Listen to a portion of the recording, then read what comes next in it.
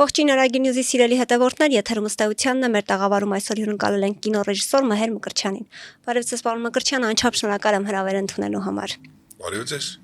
շնորհակալ եմ։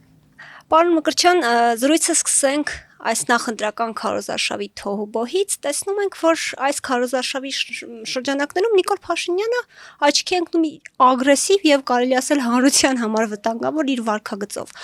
Առհասարակ ինչ ակնկալիքներ ունեք այս ընտրություններից եւ ինչ եք կարծում կհաջողվի ընտրություններով հեռացնել Նիկոլ Փաշինյանին եւ որպես մտավորական։ Ինչ եք զգում, երբ տեսնում եք Փաշինյանի այդ պահվածքն ու լսում նրա բառամթերքը։ Կապ չունի դու մտավորական ես թե ոչ, կամ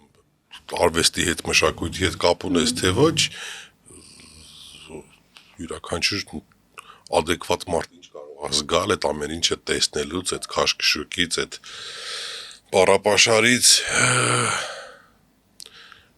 նենց տհաճա դա մեկնաբանելը անկեղծ եւ լուրջ խոսել նրա մասին, ինչ եմ զգում ես, ոչ մի լավ բան է։ Ոչ մի մարդկային դրական էմոցիա անհնար է դա զգալ այդ ամեն ինչը տեսնելով ու լսելով։ Ինչ վերաբերում է ոնց էր ձևակերպված հարցը, ինչ ակնկալիքներ ունեք, ընտրություններով կարող ենք հեռացնել Փաշինյանին, ինչ եք կարծում։ Ես չեմ կարծում, որ ընտրությունների արդյունքում հնարավոր է ինչ-որ բան անել, որովհետև կարծում եմ, որ ամեն կերպ ինքը պետքա փորձի պահել իշխանությունը, դա իմ կարծիքն է, ես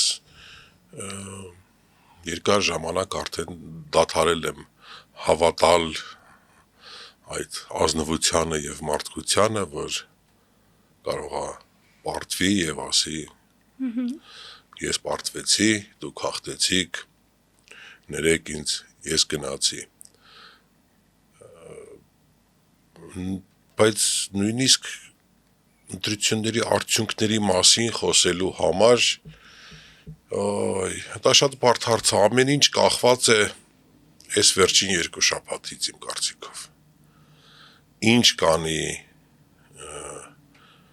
Ինչ կանի ինքը, կարծում եմ իշխանությունը եւ Նիկոլ Փաշինյանը մեր տեսածի եռակին կանի, կարծում եմ, ավելի կսրի ամեն ինչ, իսկ ինչ կանեն ընդդիմադիր ուժերը գիտեն միայն իրանք եւ կշարունակեն արդյոք արձագանքել թե կթելադրեն որևէ սեփական օրակարգ ցույց կտան վերջին 2 շաբաթը։ Օրերս ձեր հարցազրույցներից մեկում նշեցիք, որ ընդդիմությունը եթե չսթափվի հունիսի 7-ի հունիսի 7-ին կկրկնվի 21-ի ընտրությունների պատկերը։ Կխնդրեմ նշեք, մանրամասնեք ձեր գնահատմամբ որն էր 21-ի ընդդիմության սխալը եւ որն է այսօրվա ընդդիմության սխալը, որ սխալ ուղղությամբ է գնում եւ ինչ կլինի, եթե ձեր ասած չսթափվի։ Գիտեք ինչ, առաջին հերթին դուրս գալ այն կարգավիճակից, երբ որ քեզ թվում է, որ դու արդեն հաղթել ես։ Որովհետև ընտրարշավի ռիտորիկան, այո, այնպես է, կարծես ընդդիմադիր գլխավոր ուժերը պահում են իրենց որպես արդեն իշխանություն, իսկ Նիկոլ Փաշինյանը անում է ընդդիմադիրի ընտրարշավ, ջղային, հիստերիկ, բոլորին պատժելու է։ Արդեն այդ ամեն ինչը արդեն, այդ տեքստերը չեն փոխվում։ Այդ տեքստերը չեն, ես չի ասի, որ լավ կյանքից է,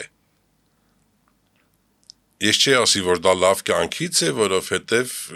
երևի իր սեղանին դնում են տվյալներ, որ ամեն ինչ լավ չի եւ ամենայն դեպս Երևանում, որ հաստատ երևի դա ինչ որ չափով գրգռում է եւ այդ հիստերիկաներն էլ ես կարծում եմ, որ լավ կյանքից չեն, բայց ամեն դեպքում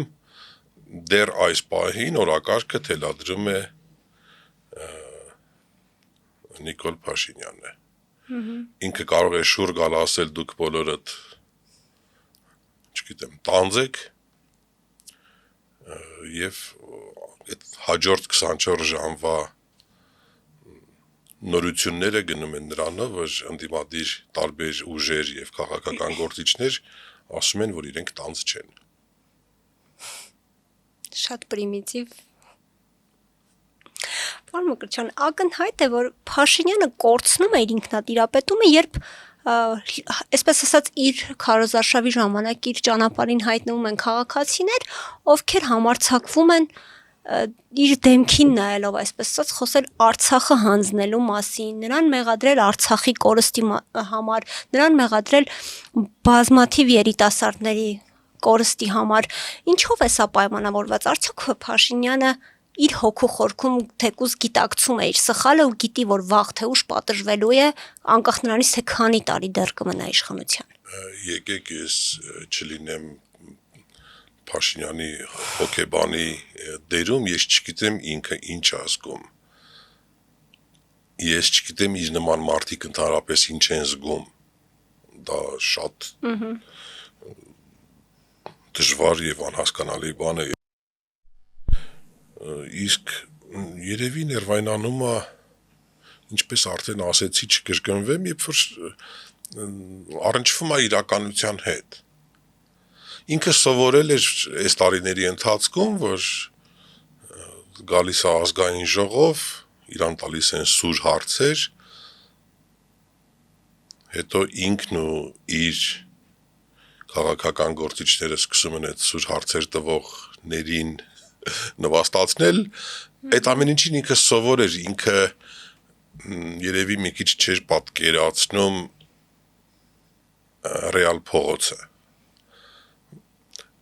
Ռեալ փողոցը այն մարդիկ, որոնք որ ես չեմ ասում, որ ինքը աջակից չունի, բայց կադրում երևում են բեմադրված աջակիցները։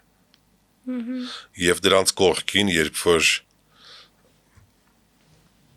1, 2, 3, 4 ու երեսին նայելով են այդ ամեն ինչը ասում, եւ ավելի շատ կանայք ամենա երևի հիասքանչ բաներից մեկը։ Երևի դա բերում է ինչ-որ ներվի ուղակի պետք չի դրա վրա խապնվել, ինքը այսօր ներվայնացած է, հիստերիկ է, ինքը 2 ժամ հետո կարող է լինի շատ հանգիստ, հետո մի անգամից էլի ներվայնանա, եկեք չփորձենք դա վերլուծենք։ Մենք տեսնում ենք, որ ձեր գոլեգաներից շատերը միացել են ԿՊ քարոզարշավին, իրենց հաջակցությունն են հայտնում Նիկոլ Փաշինյանին, իհարկե որոշ ցածրակարգ դերասանների մասով դա նորմալ է, այսպես ասած, անուններ չտամ, կարծում եմ հասկացաք ում մասին է խոսքը, բայց կոնկրետ ինձ համար ու շատ Միշտ երբ որ զրույցի ժամանակ կա հարցադրում անունը չտամ, մարդկանց մոտ դա առաջացնում է «Տվեք»։ Ուզում եք անուններ հնչեցնել։ Չէ, որովհետև կամ պետքա դրա մասին չխոսենք, կամ երբ որ դրա մասին հարց է մեզ հետո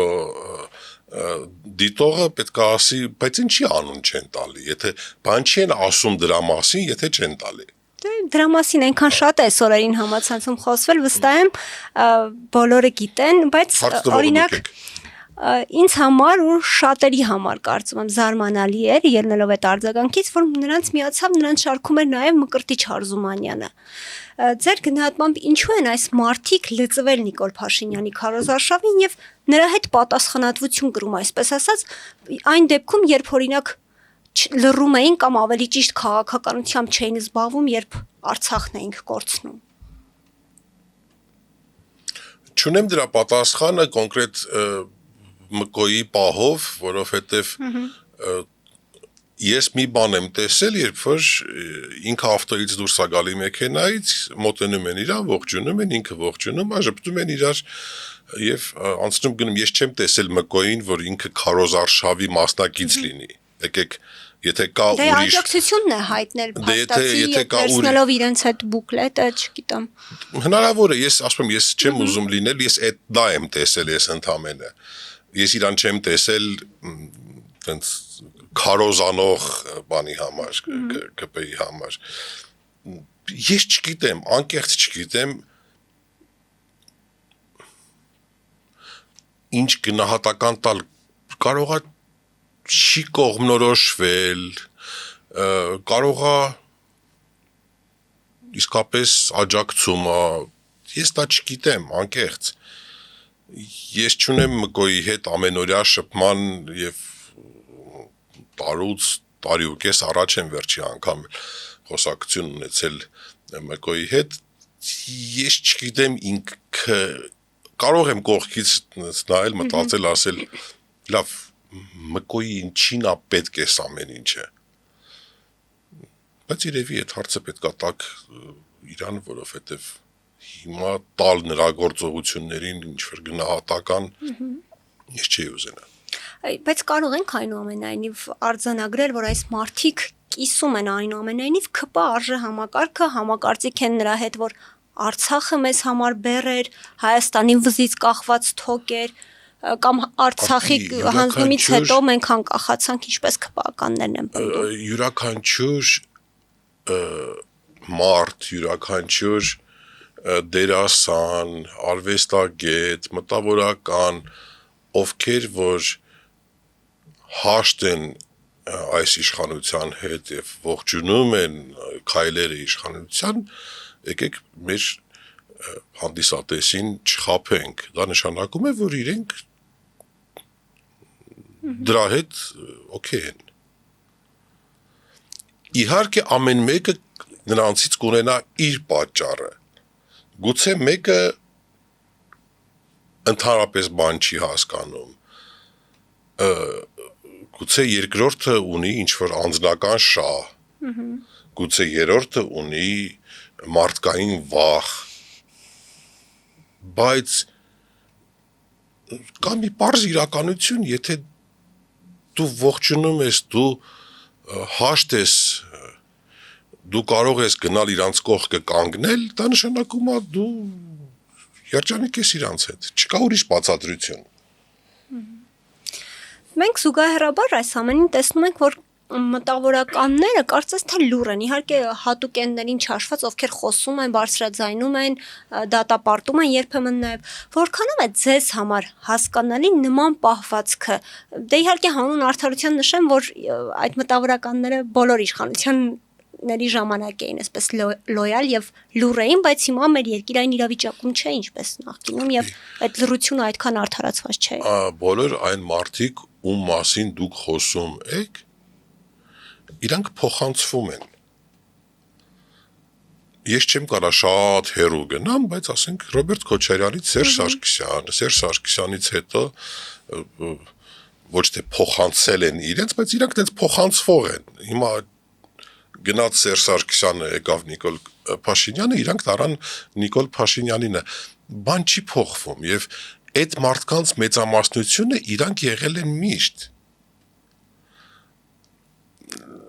Եվ կլինեն միշտ։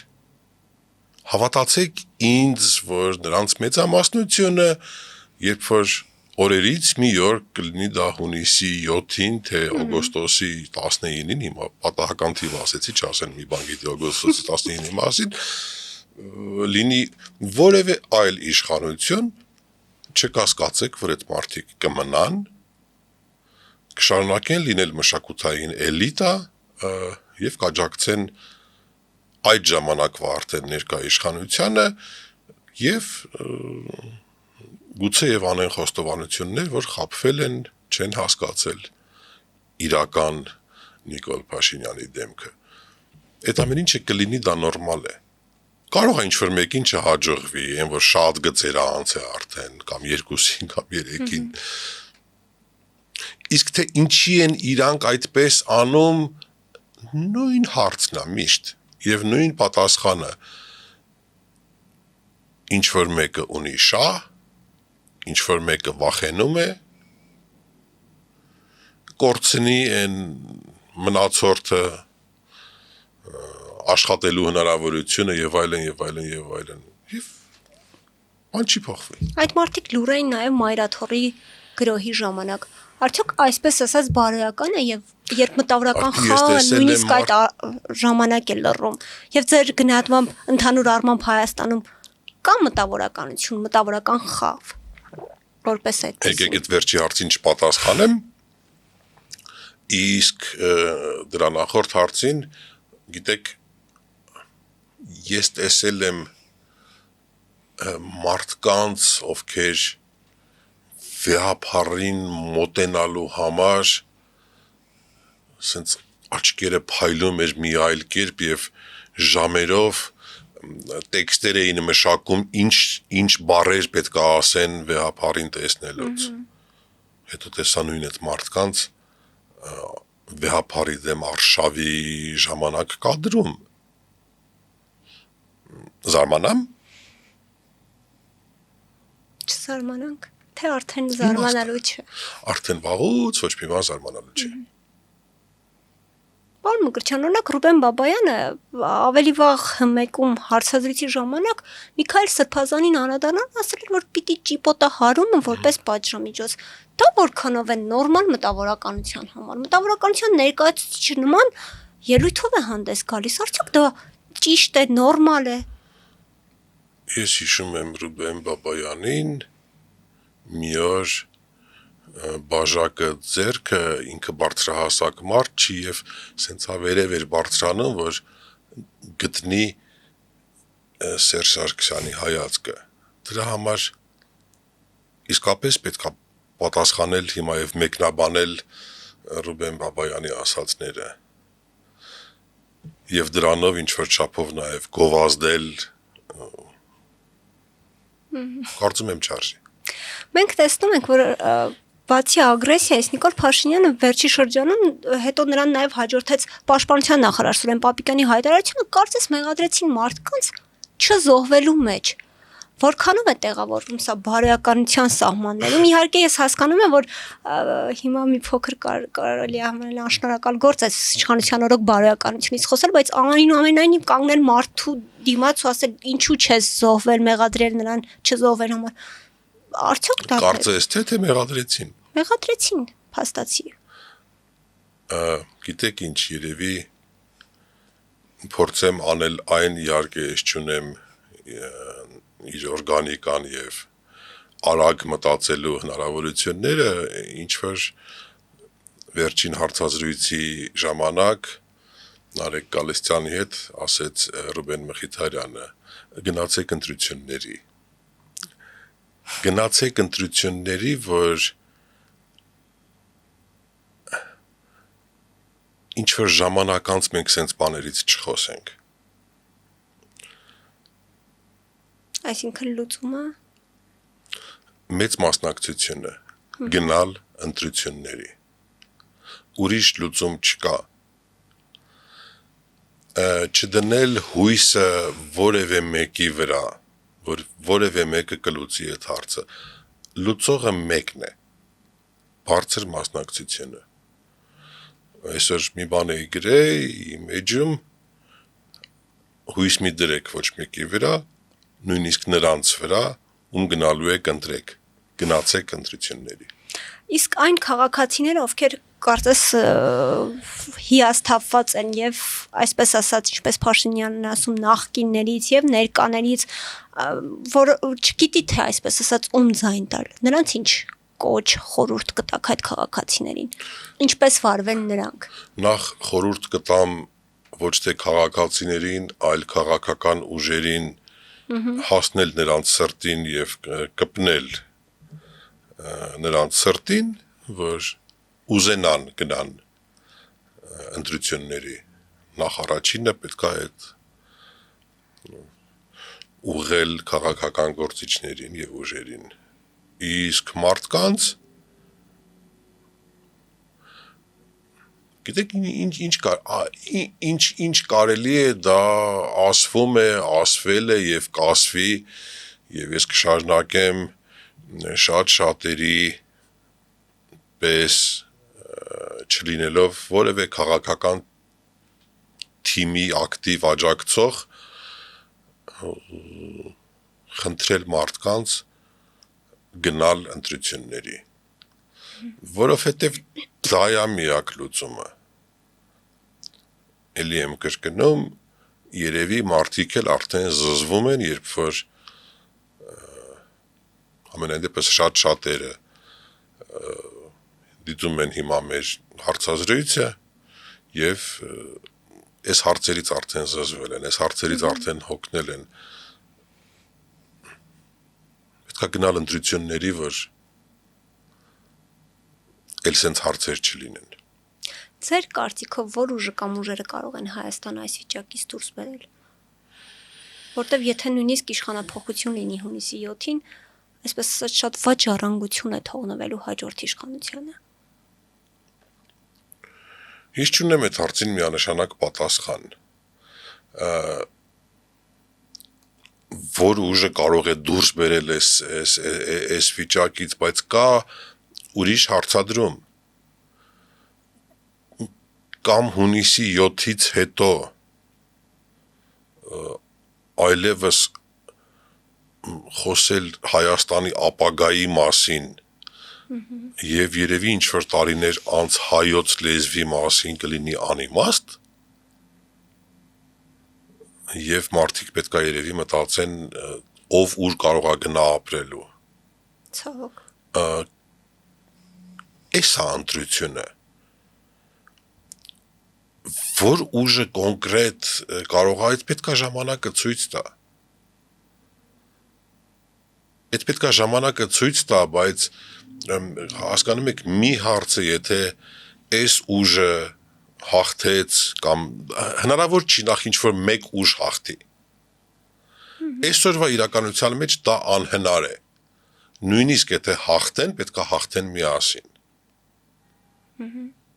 Նշում եք ապագայի մասին, բայց Նիկոլ Փաշինյանն ասում է, որ մենք հիմա ապրում ենք այն ապագայում, որի մասին երազել ենք։ Իրականությունից կտրված է, այս մարդը թե ծաղրում է հայ ժողովրդին։ Ինքն է երազել։